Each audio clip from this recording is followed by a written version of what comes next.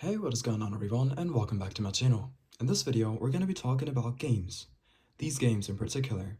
Last week I made a video where I showed you how to install old apps and games on your iOS device running iOS 6 and older, and in this video I'm going to be doing a follow-up and showing you which games are actually really fun to play and which you should not miss out on.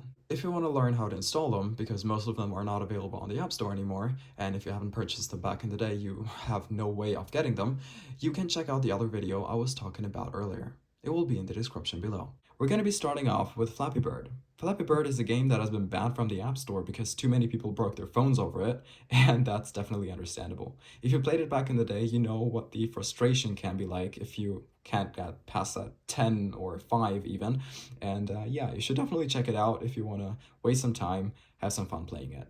A game that I really loved playing was Angry Birds Star Wars. Yeah, it was a very fun game, and it was one of the best Angry Birds games, by my opinion. There is the classic version that you can still get from the App Store of the normal Angry Birds, and it's definitely something totally different.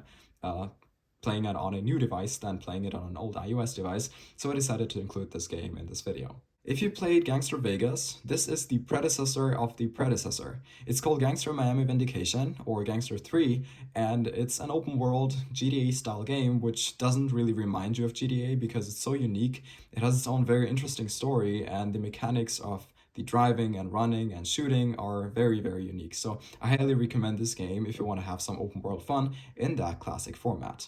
The next game is called Paper Toss, and I've wasted so much time on it. It's a game where you basically pick a difficulty level, let's go to the restroom for example, and then you throw this ball into that bin.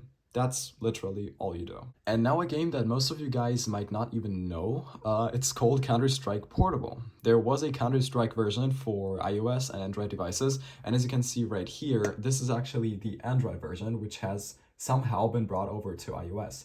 I'm not going to be looking for a server right now because it takes a really long time, and as you can see everything is like very, very tiny and small. But if you create a server and want to play something like this on your iOS device with friends maybe, you can get a server and yeah, play it with your friends, play it alone, whatever. It's a very fun game to play. The next game is Pooh. It's still available on the App Store and I think everyone knows it or has even played it.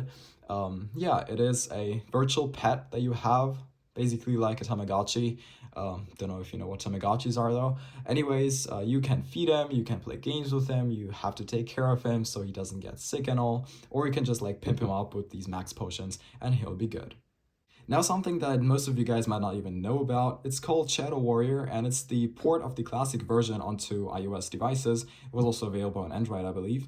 And yeah, so you basically run around, you have a huge arsenal of weapons, you have these monsters that you have to kill. If you played it back in the day, you should definitely check it out and get nostalgic. I've been playing Need for Speed Undercover on my Nintendo back then, and when I got my iPhone 3GS, I actually discovered how much better that game was on mobile devices.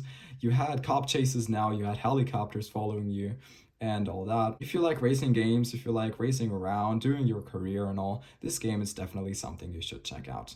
Now, an absolute classic everyone knows, it's called Where's My Water, and everyone wanted to play this game back in the day. It's very understandable because it's so well made, it's so interesting, it requires so much attention. You kind of feel like this crocodile is your friend after playing this game for some while.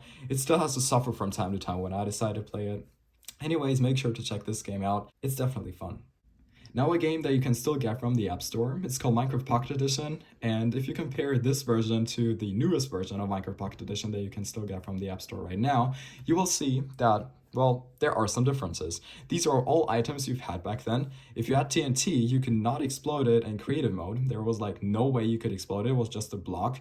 And I actually remember working so hard to get my TNT in survival mode because you could have flint and steel in there. And then finally, when I got it, the update got released and you could explode it in creative mode. This particular version is version 0.6.0. I'll be placing a link in the description, by the way, so you can get any version of Minecraft Pocket Edition you like. Especially the classic versions are super fun to play on an old device because, well, they're just so great. They're so simple and there is no trouble you have to go through each time. There is no online. I mean, you can still play with friends, but only over Wi-Fi. And yeah, so this game is definitely something for everyone.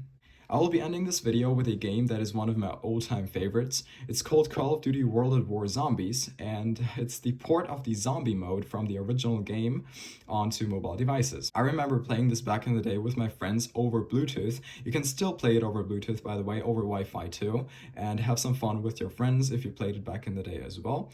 This is a game that has so much identity, and I appreciate it so much that it's been a part of my childhood. So if it was a part of your childhood maybe, you can definitely get it from the IP library that is gonna be in the description below. Now this is it for this video. As I said, make sure to check out the other video where I show you how to install all these IPAs. If you need any IPA or want a second part, make sure to hit me up in the comments below. Thank you very much for watching everyone, and see you on my next one.